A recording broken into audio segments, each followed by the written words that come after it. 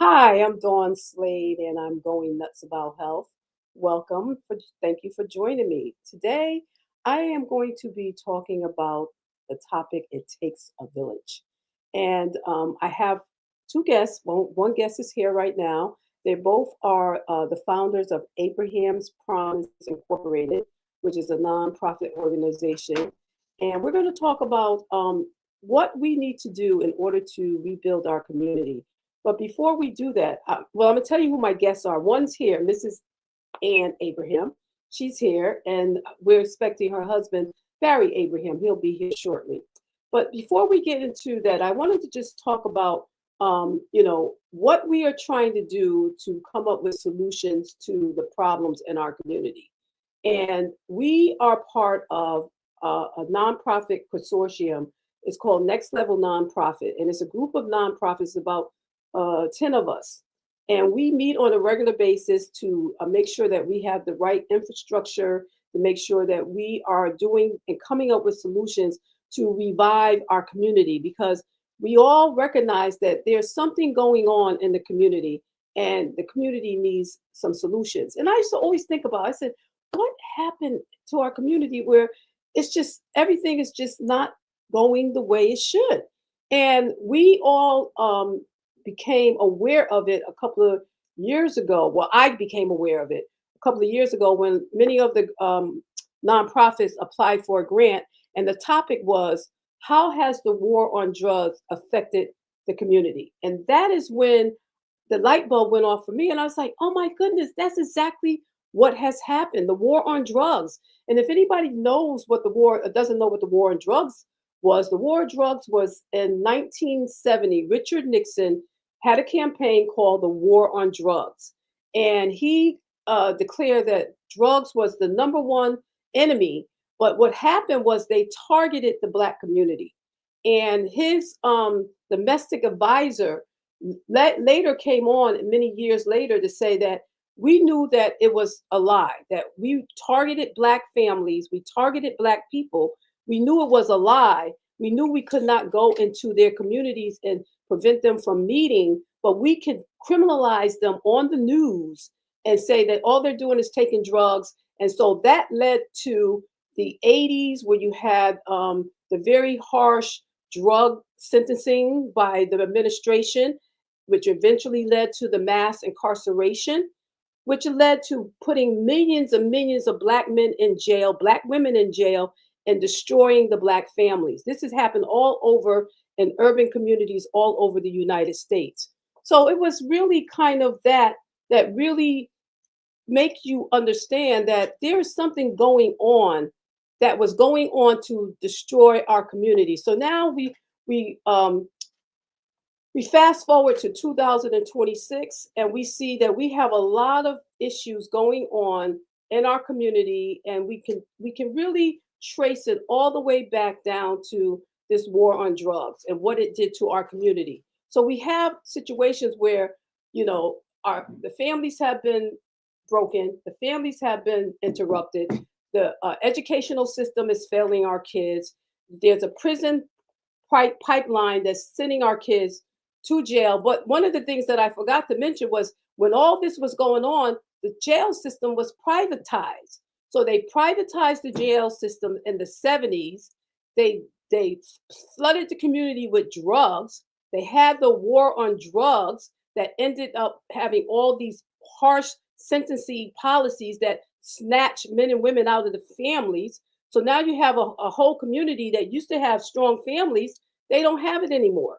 And those are some of we are seeing the fruit of those seeds that were planted in our community. So we're thinking about, what can we do? What can we do to save our children? What can we do to help our community? So we have this consortium of nonprofits where we come together and we make sure that we are have our infrastructure right, because we all are committed to reviving the community. And that's our purpose. So I'm part of it. Nuts About Health is part of the consortium. Abraham's Promise is part of the consortium. We have Culturally Correct Creative. We are all organizations that are committed to uplifting the Black family and Black youth And so today we're going to talk about why it takes a village. We've heard that many years ago. And that saying was in our community long before Hillary Clinton wrote a book and made it famous. But it takes a village. Exactly. What does that mean? It means that we need each other. There's an African proverb that says you can go far by yourself, but you could go fast by yourself, but you could go further with each other. And that's what we're trying to do. So today we're going to talk about Abraham's promise. We're going to give you some insight on what Abraham's promise is. We're going to talk to their founders. They're going to tell us why they started this organization. And we're going to start with Ann Slade Abraham. She is one of the founders of Abraham's Promise. So I'm going to introduce you, and I want you just to tell the audience a little bit about yourself. In the camera. Hello, everyone. My name is Ann Slade Abraham. Currently, I am a high school math teacher.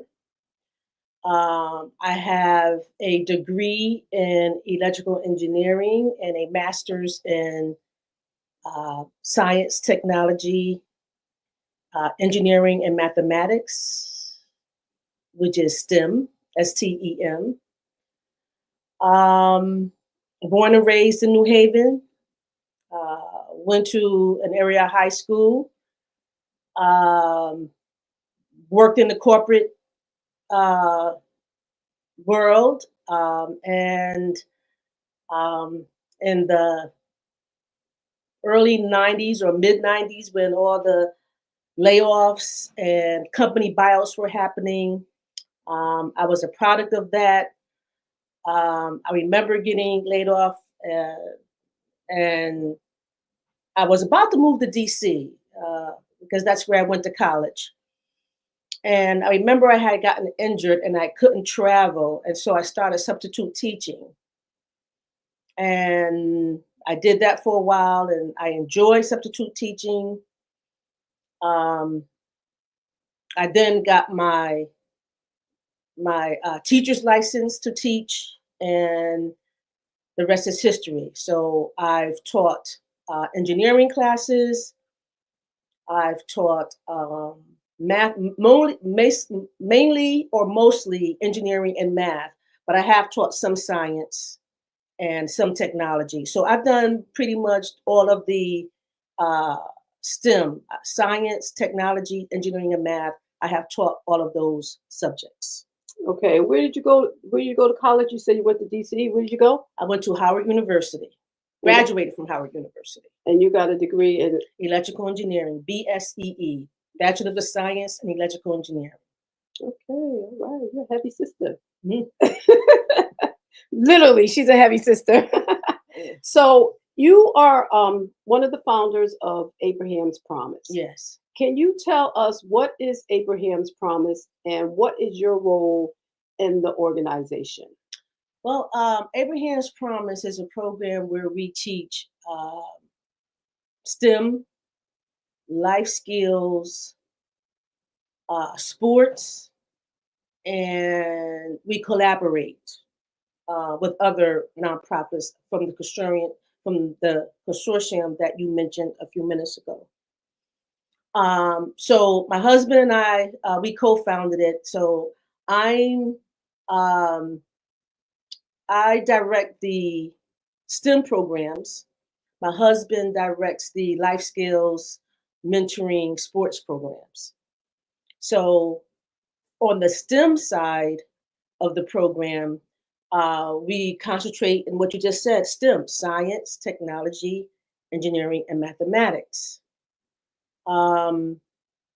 which includes robotics. We also have a robotics arm of that. And we just feel that it's necessary, or me, I'm passionate about STEM. So I talk about STEM, but I'm a firm believer that when it comes to careers and when it comes to children or people in poverty, a STEM career, because of the salaries, can easily lift one out of poverty. A STEM career. A STEM career. as career in science, technology, engineering, and mathematics. So let's talk about STEM. We hear it all the time. It's a buzzword. We got people, STEM education. But what really happens and what does a person need in order to be successful in STEM? All right. So I'm going to talk about my area or expertise in STEM. And there's various areas. Like I have a degree in electrical engineering, but there's more than electrical engineering. There's mechanical engineering, there's chemical engineering, uh, there's aeronautics engineering. So there's several engineering branches, and in each of those branches, it's like a doctor, right? So you're in the medical field, but then you could be a podiatrist, you can be, a heart doctor, you can be, a doctor with issue with blood. So there's a lot of things you can do in the medical field. Same thing with engineering. There's a lot of things you can do in the engineering field. So my expertise is in well, a little bit of everything. But when I first graduated from college, my expertise was in telecommunications. So I did a lot of telecommunications. As a matter of fact, I was on one of the committees, which was for ISDN. Um, if I'm not mistaken, I could be wrong. It's been a long time, but ISDN, I think at the time, was integrated software digital networks. I could be wrong, but I believe that's what it was. But basically, as you guys would know in layman terms, it's caller ID. All right. So, Oh, so that's the technical name for caller ID. And I remember at work, and I was working for a telecommunications company. I was at work, and I was on a committee, and the phone rang. And I remember one day, uh, the phone rang, and I said to my colleagues, "Can you imagine? Just in a little bit, we're going to know who's calling." And we would all giggle and laugh, and we thought that was the greatest thing. My have times have changed. So, yes, they have. um, but so telecommunications. Um, Now, I do want to make a story about getting to engineering school, and this is where Abraham's promise comes in. So you may be good at math or may not, and we'll talk about that shortly about the misconceptions of being good in math. All right, but one thing I do want to say, um, if you do want to, again, I'm talking about the engineering because that's the path I took. Um, if you want to go to an engineering school or uh, computer science or those upper level STEM degrees, one thing you got to know is calculus, or at least if you in high school, you should take, because your first year for your math credit is going to be a calculus course. And so if you haven't seen calculus in high school, even if you can't take, I highly recommend that you take a calculus course. But if you cannot, at least know what it looks like. Uh, and that wasn't my case. So when I got to college, and I would walk to my first calculus class, I was like, "Oh, what's this?" So anyway, it just made things more difficult for me. So long story short, getting my degree in the beginning was very difficult. So I know that story. So now let's jump forward to Abraham's promise when it comes to knowing about the math portion, because that's what everyone says first. Everyone always talk about the math. They can't do the math. We heard the horror stories about math, and that may be true. But what I want to do is, in my after school program, we do have students that say they do want to have a degree in, or they do want to go to engineering school or robotics. And I said, that's great. And then they'll say, but, I'm not good in math. And so I try to direct the conversation to, well, maybe you're not good yet. And let's explain why you're not good. And it could be for many students, they underestimate the time it takes. Now, that's if you're, now some students, boys and girls, are gifted in math. They can just look at a math problem, know what they're doing, they do it. Others, they might not have to look at it. They may have to work at it, but they will understand it. You just have to put the work in it like anything else. So I wouldn't say that you can't do it. The question is, are you committed to put the work in? That's really the question. Because if you're committed to put the work in, and if you don't understand math, or you think you don't, then if you put the work in, you will. So for me, it's not a matter of I can't do it. It's a matter of, okay, right now you can't, but let's work on that. If you're really serious about it and you want to go into a STEM career, and which means if you go into college or freshman year, your first math course is definitely going to be a calculus course. Okay. Unless you go to one of them schools which a lot of schools do, where you have to take a math placement. And if you have to take a math placement test, and they might not place you in calculus right away, but you will get there. So you will end up taking a calculus course. So, and the reason I bring all that up is that's part of what Abraham Promise does. We do math tutoring. We help students, uh, increase their math skills, help them with the deficits they have. And then, we also have fun along the way. We build robots and we put electrical circuits together and, things like that. So, but that's what we do with STEM. That's what we do with STEM, and Abraham's Promise and our STEM program.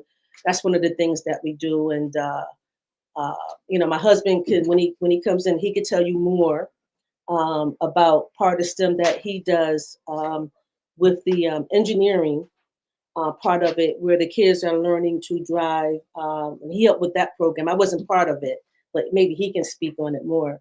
Where we partnered with another nonprofit that runs the go-kart program, and my husband, Elm City Go-Karting. Elm City Go-Karting, yep. So we partnered with Elm City Go-Karting. My husband was a part of that, and he could talk more about that, where the kids learn how to drive go-karts. So those are the things. So that's the fun part of it, along with learning life skills and mentoring with the go-karting. Again, that's my husband's his baby. That's what he does. So I'm here to talk about STEM, but I just want to mention the go-karting because besides I don't want anyone to think that we just do, science and technology, engineering, math, and don't have any fun in between, but we do. And I just want to say that doing science, technology, engineering, and math is fun within itself. Mm-hmm. So that's what Abraham's Promise is all about. And so we primarily help kids ages 8 to 18. Okay. And so that's what we do. Okay. And before I get to speak to Mr. Barry Abraham, the other co-founder of Abraham's Promise, I just wanted to touch on that STEM piece at the earlier age in terms of if kids if they get into their heads that they can't do it, it says life and death is in the power of the tongue. That's the scripture. I think sometimes they convince themselves that they can't do it. What would you say about that? Well, again, that goes to piece. Whereas, I teach high school math, so I see it every day. Kids first say, I'm dumb in math. I said, first of all, no one's dumb in my classroom. All right. I'm dumb in math. I hear them put themselves down when it comes to math. I'm stupid. I'm never going to get it. I'm slow. I said, no, that's the little things. I said, that's maybe what you think. And even if you don't understand math, okay, we all learn differently. All right. So I tried different ways for the students to learn math. Some students learn visually. Some students learn hands-on. Some students learn auditory. So I use those different methods, in my teaching, or I try to incorporate those three things. But I tell students, if you're willing to work at it and you're willing to understand and put the work in it, you will understand the math. But what you can't do, I always tell my students, math is like a jealous boyfriend or girlfriend. It wants your time. You cannot. You cannot, one day, I'll talk to you later, or I'll be with you later, and I'll work on you later, I'll do some problems later. No, every day. And it doesn't have to be, a whole hour doing math, just 1 or 2 math problems, or 5-10 minutes, just to keep your mind just to keep your mind on the critical thinking or the analyzing that it takes to do a math problem. So consistency is power. Consistency is key. Consistency is key. Yes, thank you. So I have the other guest here, Mr. Barry Abraham, also co-founder of Abraham's Promise, and he is the husband of Ann Slade Abraham. So Ann told us a little bit about herself. I want you to tell the audience about yourself. Tell us about yourself. Well, I'm born and raised in New Haven, Connecticut. Graduated from James Hill House High School. Also, I'm retired from the state of Connecticut as a judicial marshal. Also retired over at food service at Southern Connecticut. I have 5 beautiful kids, 2 granddaughters, and one of my daughters, she's overseas right now getting her doctorate, which I'm proud of. But basically, that's about it for me. Okay. So I told the audience about Abraham's Promise. Ann has told them about the STEM portion of Abraham's Promise. So Abraham's Promise is a nonprofit organization that has 2 components. It has the STEM component, that is Ann's baby, and they have the life skills and mentoring program, that's your baby. Can you tell us more about that section? That component? Yes. Well, basically, I try to work with the young men and show them life skills.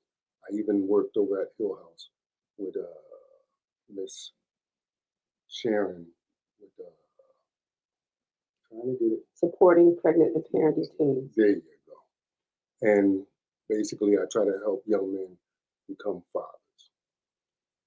And it's really a difficult job when you are a teenager, trying to go to school and navigate life. So, they need help.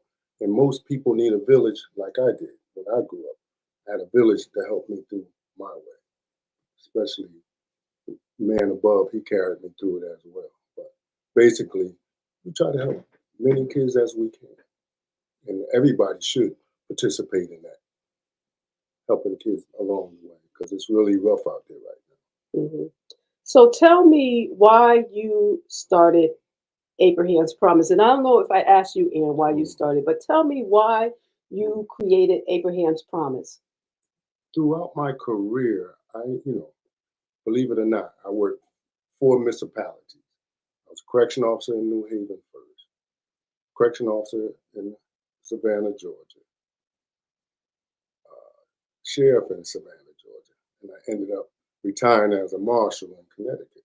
So through those various jobs, I seen so much havoc with young folks going march in and out of courtrooms, in and out of jail, back and forth. And it's an epidemic right now. And I just wanted to be a solution to the problem. Okay. And you basically said the reason why you did it for the STEM portion is? Well, I wanted STEM to be more than just a buzzword with the students. I want them to pique their interest in STEM. And after I pique their interest, show them what it really takes to at least get the math portion up, because I realize with all the students, it's the math that they're really afraid of, or the math that they really have told themselves that they can't do. So I just want to make the road to STEM, to college and after college, to make it easier on them academically. How to academically prepare them for a STEM career, first in college and then after college. So that's the primary reason of Abraham's Promise, and to increase the numbers of Black students, which they become Black careers, or Black STEM professionals, I should say, in careers, to increase those numbers. Okay. So if the students are doing well in math and they decide that they want to go down the career path of being in the STEM profession, your mentoring piece is it's like a marriage between, because you can have all that and still need the mentoring piece in order to be a successful student. Can you speak on that? Mentoring is part of it, but you have to help them learn how to get these skills. Well, first they should seek God first, so they can get their mind right and stay off the, what you call it, the tubes and whatnot, listening to all kinds of stuff that's Social going through their media. mind, social media Mhm. that's going through their minds. So basically, me and my wife, we're here to help as many children as we can. Okay. So you can go to college and be you, or because I've heard many times kids will apply to college, they'll show up on campus as STEM majors, but during the first semester, they end up having to change their majors because they're not prepared. Exactly. Yep, And it's usually the math part of it.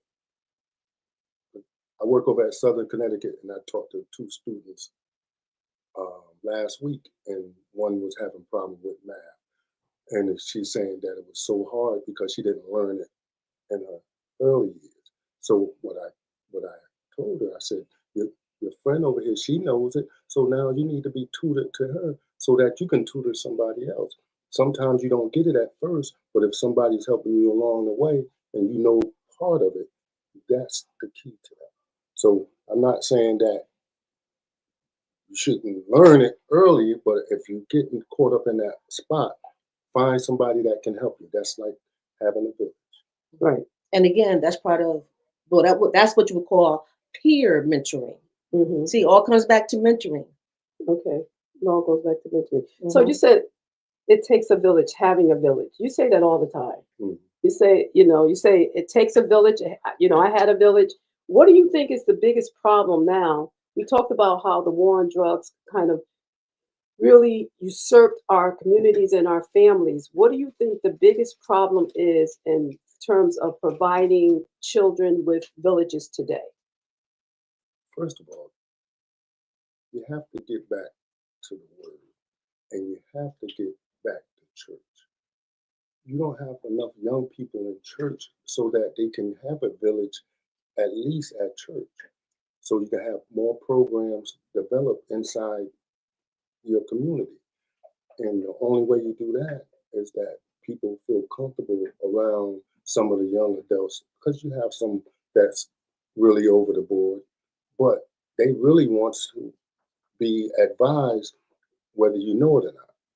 And if you can save one, that's what God says. He wants you to save one. But you got to take the time out and see what their needs are too. But they still need to get back into church. And how do we establish those relationships? How do you because I think it's about trust. I think it's about I went to a funeral today, and the young man got up and he talked about his father, and how his father worked all the time, but his father taught him how to fix things around the house. He said he was setting us up because we didn't realize that we were going to have to do that, but we realized when we were doing that, instead of him, he was able to spend more time with us. But he talked about how his parents made them go to church. He said we had to be here, and I think what has happened in recent generations that people haven't really. Some kids have never been introduced to God at all. So how would you handle that? Well, first of all, I remember when we first started our program and we asked all the kids what did they like about our program. And we did multiple things with them. We did trips, we did go-karting, we did science, and most of them wrote down, believe it or not, how we sat down and ate like a family. Hmm. And they know Mr. Abe, they called me Mr. Abe. I would take their cell phone away from if they was looking at it. And then we just got a topic. And so we know where your mind is at. So most families don't sit down because whatever the situation is, they work 2 or 3 jobs. The time don't allow it. And so now you don't know what your child is doing. But if you make that Sunday the day that y'all go to church, go to work, uh, come home, and we eat, at least one day out the week, you can find out what's going on with your child. And I remember that was really surprising to you when you did the evaluation, and they said what they liked the best was the way you had the family style lunch, because we went out, because we collaborated. Nuts About Health did the food portion, and we collaborated. But we would go to the supermarket, we bought the food, and we cooked it, and they sat down, and that was surprising. Remember that? Yeah. Yes, I do. It was. Yes, I do. When we did the student surveys, all students, that was the number one thing they enjoyed, sitting down as a family, eating the food that they helped prepare. Yes. Sometimes when we prepared it. So Right. sometimes we prepared the food, and sometimes we took them out to a nice restaurant. So Right. So it's about having, kids need direction. A lot of times parents don't understand how important it is that the children need direction. They need firmness, and you're not really supposed to be your kids' friends. You're supposed God. My mother always said this: your children don't belong to you; they're a gift from God, and it's your job to give them back to God. And so you have to give them, direction. And I think so. With programs like Abraham's Promise, where you have both the STEM portion to help you get strong and the academic piece, then you have the life skills and the mentoring program. When you say life skills, what are some of the things that you're teaching in terms of life skills? What are some of the principles that young people you find don't seem to have as much as kids in the past? Well, I found out working over there at Hill House that they took out one portion where that most children don't know how to sign their names, They don't know how to cursive write. don't know how to cursive write.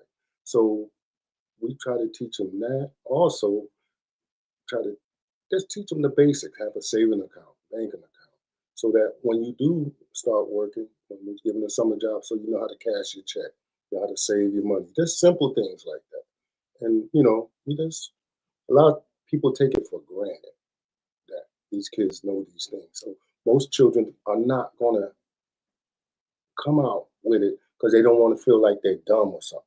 So therefore, sometimes you just have to keep on prying.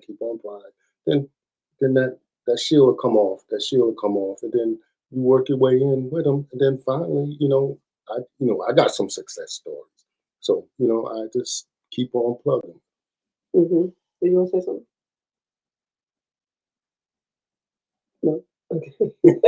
he said it all. I don't have to. He said it all. He said it all. He said it all. So life skills Mhm. and math, STEM, and life skills and mentoring, very, very important. One of the things that you always say, Mr. Abraham, you say two things all the time. You say it takes a village, because a village raised me, and you always say, if I stay ready, I ain't got to get ready. So is that something you try to teach young people? And what does that mean? They're called be ready, so you don't have to get ready. So you want to prepare yourself for life, basically. So the first thing I always do in the morning, I get on my knees and I ask God to direct me, guide me, show me what you want me to do for you. And you plant that seed in your heart. And so you can meditate on it and keep your mind away from the evil thoughts. So you can clear your thoughts, and then you can think straight, and then you can go forward with your day. And then if you have a problem, you do it again. If you have another problem, you do it again. You repeat that sequence, and trust me, I'm retired twice. I'm 63. I didn't make it here doing that by myself. Do you try to share that message with young people about? All the time. All the time. I get them into college. I get them at the high school. I get them wherever I go. And guess what? Some of the kids are using my example. Mm-hmm. I got one, he's a school teacher, second grade. How many black young men are school teachers? Second grade. Second grade. That's important, because kids need to see strong black men at a early age. So that's important. So you be ready, then you don't have to get ready. I think what we see is that if we want to save the next generation, we have to be transparent. Yes. Share our stories with them. Let them know none of us are perfect. We all went down that road, but hopefully if you can get them to trust you once you can get them to trust you, then they can then be able to receive what it is that you're willing to give them, right? Yes. So, what are some of the things that Abraham Promise is planning in the future? Well, I'm working on a gospel show, and I need to talk to Mr. Green over there, basically. That's the gospel, man. Yes. And plus, I'm working on my book. I'm getting ready to start that, and I just really wanted this come out party for all of us, all our nonprofits, to make sure that we get doing fundraisers and we making sure we take care of this community. Because the community took care of me, and I want to give back, and I always give back. Anyway, that's me. But, So you write a book, yes. and you're gonna and you say you're gonna start writing a book. What does that mean? Well, I've already started. I just got to start putting it in order. Oh, is it on paper or is it in your head?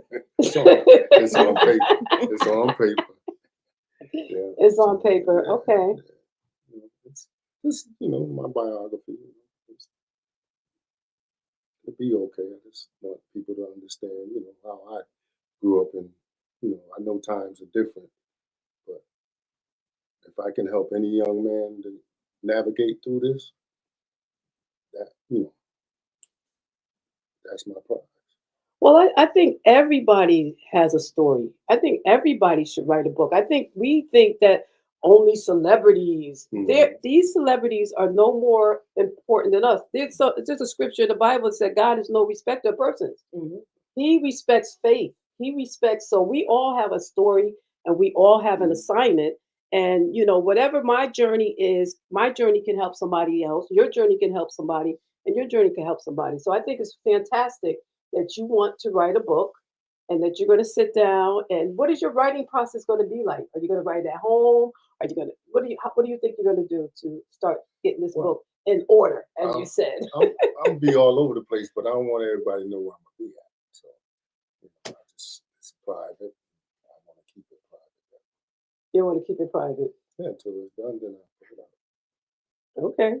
So what's in store for you, Miss Ann Slade Abraham, In terms of in terms of Abraham's promise, yes. I just want Abraham's promise to not only pique students' interest in STEM, but to actually be successful in STEM careers. And the good news about technology today, I say back when I went to college, you know, college was the main source of getting that STEM degree. Mhm. Now there are very reputable certificates or training programs that you can go to, so you don't have to go to college. Some of these programs, and there are different ones. Some of them are 6 months long. Some of them are, a year long. Some of them are 18 months long. But you don't have to go to college for 4 years to obtain the information and the training you need to have a good STEM career, to get a good salary, to lift you out of poverty, and to have a good quality of life um, in terms of financially. And you said that a lot. You said a STEM career can uplift you out of poverty, but you have to know how to do that math. Well, and even so, well, like I said, it depends on which that math is important, but you could do a lot of STEM, believe it or not, and it depends on what you want to do. All right, but to get started, really, you know what math besides calculus that students really have a hard time with? Well, two things. I call it fifth grade math. Mm. The fractions, the percentages, um, units. Okay. Now, if you're going to the medical field, you really got to know that stuff. Okay. Then there's algebra. Okay. then, I'm sorry, I'm laughing. so, so then there's algebra. Okay. And then so these are, in my opinion, uh, the three major stepstones to STEM. Okay. So the first stepstone I talked about was calculus. Well, there's a lot of STEM careers that you won't have to use the calculus, but you got to use those fractions, those percentages, those conversion of units, things like that. All right. Then there's the algebra. All right. Now you will be surprised. I spoke to someone several months ago, and she's in human resources. And she said, "You know what I use every day?" I said, "What?" She said, "Algebra." And so we got interrupted because, again, we think of algebra as STEM, but she's in human resources. And I wanted to ask her so much, how, give me a situation, a scenario where you're using your algebra in human resources. She's a director of human resources. And so, so we were about to have that conversation. That's very interesting to me, but we got interrupted. We didn't finish it. So, in my opinion, those are the three major stepstones in mathematics. Fifth grade math, algebra, which is typically ninth grade, but some eighth graders are taking it now, and then calculus. So depending on which STEM you go into now, if you want an engineering degree, then yes, you're going to have calculus. If you're going to a training program, maybe not. It depends on the training program. But the one thing I say you would definitely need to know are fifth grade math percentages,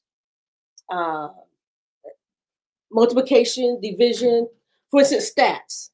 If anybody took stats, there's no difficult math and statistics.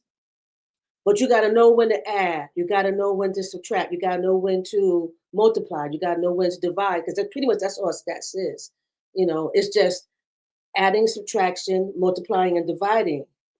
But it's the concepts of it. Okay. So, and that's one thing about STEM careers. Even if you don't have to do calculus, with the algebra, it helps you think analytically, helps you with your critical thinking skills. So, so when it comes to STEM career in terms of the math, and I know I talked about calculus earlier because when I was going to college, that was pretty much how you got a STEM degree. Is you pretty much had to go to college, but today you don't. And so if you don't go to college and go to a training program, maybe you'll, depending on the training you go to, maybe you'll end up needing to know calculus, maybe you won't. However, you're definitely going to have to add, subtract, multiply, and divide, along with percentages, which is part of that, and converting units, okay? But it's not difficult. Like I said, you just got to be committed to want to do it. I have a question. How do you make math like everyday language so that when you're just starting your elementary career and you got to add, subtract, what if you just don't?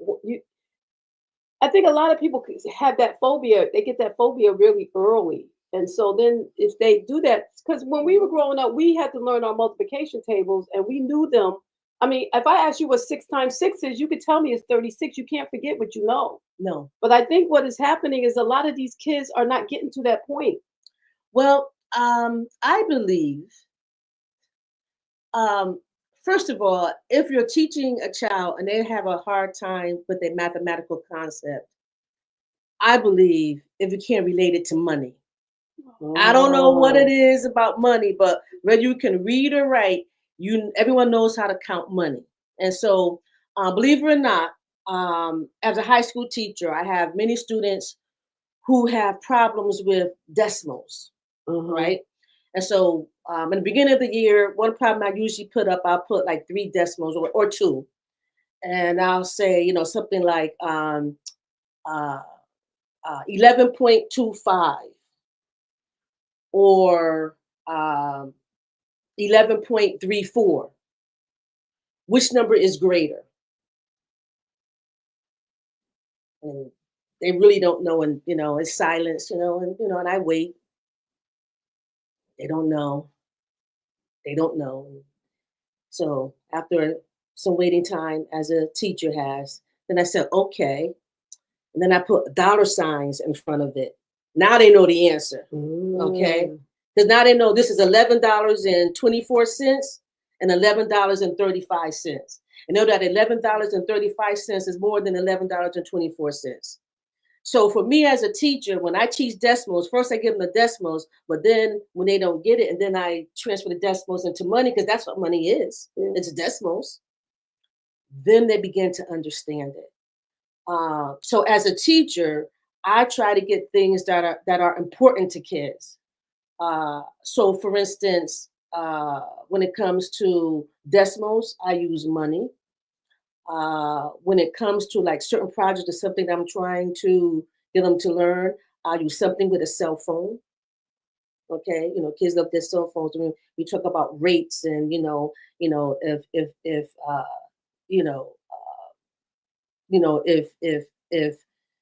how much would we compare rates with the telephone. Like if you wanted to get cell phone service and they offer you a phone for $100 and a plan of unlimited minutes for it's different. But it's kind of the reason why I'm kind of different, because plans today aren't plans what we had before. Oh, no. So my mind is on you buy a phone and then it's like 25 cents a minute. Well, we've come far from that. Now we have unlimited plans, but still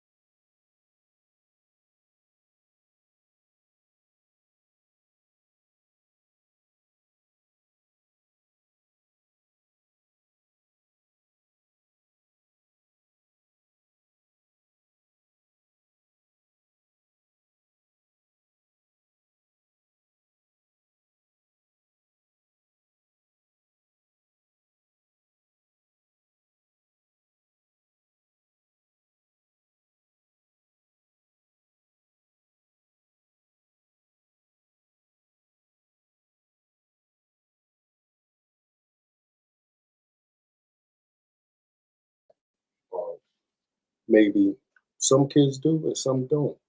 A lot of times, most kids that don't speak up. Mm-hmm. So you really never know until you come upon whatever you're doing what they don't know, because they don't trust. That's when you got to have that one-on-one. Mm-hmm. So develop that relationship. So you got to build your trust with them, because there's so much going on the outside that it's hard for them to develop inside confidence. Mm-hmm. So I'm there to try to help them get that confidence. Like when we first started, what was his name? Fabian. Now he working 3 jobs. Mm-hmm. He ain't want to work in the pie factory. That's what my mother used to say. That's an old school. That's an old school expression. You don't want to work in a pie factory. Like Matthew, his grandmother, God rest her soul, she used to say, "He don't have no confidence." I said, "He don't show it that way. His confidence is in how he performs. He flies airplanes now. He graduated out of college, so forth and so on. You know how that works." Right. So it's all about, it does take a village. Yeah. And, that's what we're all about. It's about, it takes a village. And, we are our brother's keeper. And we have to help the children, because some children don't have role models, and they don't have access to certain things. And we want to give them the confidence that if you don't have it in your family, you can pinpoint someone in your community to help you, or you can say, I want to be like that person. Or navigate.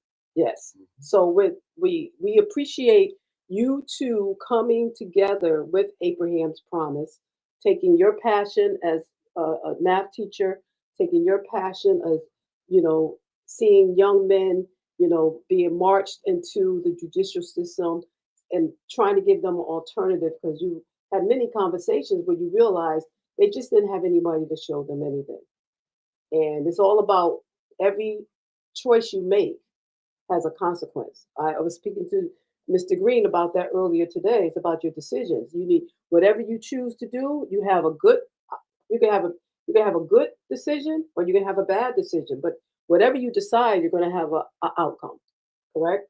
Yes. And so we want to thank you for being part of the community, taking your time and your energy to really put your heart and soul into this so that we can save these kids and give them opportunities. Like you said, a STEM career can do what? Lift anyone or someone out of poverty. And having life skills. Show you directions, keep you on the right path so that you can be somebody. Because you are somebody. Because God put you here for a purpose. Right. We all have an assignment. And the enemy's job is to come to rob, to steal, and destroy. And he will use your thoughts and your mouth. If you say, I'm not good at math, you're going to convince yourself of that. But if you say, I'm an A student, and you keep confessing it and believing it, eventually that's what's going to happen. So Abraham's Promise is part of the Next Level Nonprofit Consortium. And you guys, Mr. Abraham is working on his book. He's planning a gospel concert that he wants to do as part of a fundraiser for the Next Level Nonprofit. And the Next Level Nonprofit has a 7-part workshop series that's going to be held at the Stetson Library starting um, May the 2nd. And you guys, your workshop is on August the 8th.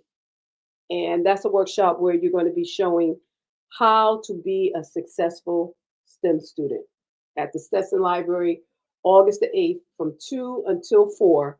The Next Level Nonprofit is starting on May the 2nd with Culturally Correct Creative. I think I'm after that. But these are some of the things that are going on in the community, that we are trying to revive our community, because we know what our community was like before the war on drugs. We know what we were told to work hard. We worked hard. We went to school. We got an education. We had a village. I mean, I'm gonna tell you a real quick story. When I was a young girl, I had a mouth like a sailor, and because I was overweight, and the guys were teasing me. And I went to Winchester School. I was in the schoolyard, and they was calling me blind as a bat. You're so fat, and I said, "You and I started just going on." Well, my neighbor, she heard me, and she went and she told my mother. She said, "Ruby," she said, "Dawn's down there cussing like a sailor." And so, and my mother was like, what are you doing?" I said, "Well, Ma, they were teasing me and I just can't beat them, so I use my mouth." But again, my mother didn't say, "What you mind your business? That's my child." My mother got on me and said, "What are you doing?" So it takes a village, and we got to get back to that. And we do one of the most important things, and Barry, you said it, it's all about seek ye first the kingdom of God and all his righteousness. God has to be first because he is the one that made us, and he has given each and every one of us an assignment. And the children that the enemy is trying to take away from here, the enemy knows what your assignment is. So we need mentors like Mr. Abraham and Miss Slade and everybody else to help you. And when people give you advice, receive it, because we have been down that road, and we know that God has something in store for you. I think the scripture is Jeremiah 29:11 says, he knows the plans that he has for you to prosper and for no harm to come to you. And if you call on me, I will hear you and I will listen to you. So that's what we want to do. We want the children to be the best that they can be, and they need us. We are our brother's keeper, and it does take a village. So before we leave, I want you to tell what's one thing that you want the audience to know about you and Abraham's Promise before we leave? Well, I always say never give up, never give in, and be ready so you don't have to get ready. And as you seek the Lord, He will carry you through. Thank you. And you, what's the last one thing you want the audience to leave with? Be persistent. Be persistent. Be determined. Okay. Do not be swayed. Do not be swayed. And consistency is power. Consistency is power. So you don't have to spend hours on a math project. You just need to spend a little bit every day to strengthen that math muscles. That's just like anything. You don't got to go to the gym for hours. You just got to go be consistent. A little becomes much. Yes. Little becomes much. We are each other's strength, and we can go further together. And that's where we want to go. So I thank you for joining me on Going Nuts About Health. My guests today were Barry Abraham and Slade Abraham, the founders of Abraham's Promise, where they are committed to helping with STEM and life skills training for the next generation. Thank you so much. Thank you.